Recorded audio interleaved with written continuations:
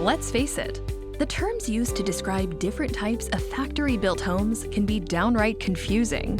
Manufactured homes aren't mobile homes, and modular homes aren't mobile, and tiny houses aren't either. Fortunately, we're here with a quick guide to the diverse styles of prefab dwellings out there today, so you'll be extra confident when heading out in search of your new home.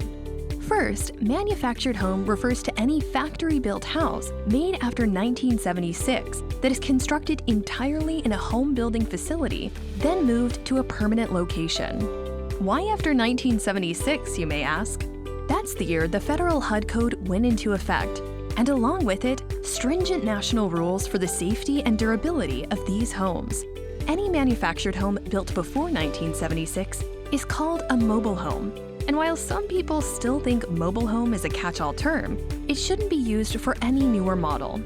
Modular homes are also built in an off-site facility, then assembled on-site at the home's permanent location.